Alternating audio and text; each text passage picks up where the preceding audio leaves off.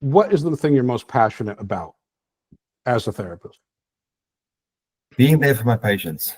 Honestly, I try and be there as much as I can in the amount of time that we have together. I try to make sure that I am fully aware of everybody's needs at that moment in time. But we all have an off day and an on day and all those kind of things. And even if I experience an off day, my patient might lift me up myself, and they would also be there. And that is basically where I come from. And but I always make everyone aware when they come in, if they feel that we're not a good fit. Right. I'm not keeping, and there's no animosity or anything.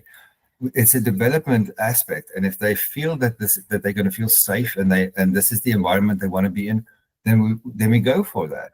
But if there is a disconnect, then we need to assess. And if I made a mistake here, or they think that is not the right way, I adapt to what their needs are, because the end of the day, what do we want out of this? We want to make sure that the person that leaves this office feels that they received what they wanted.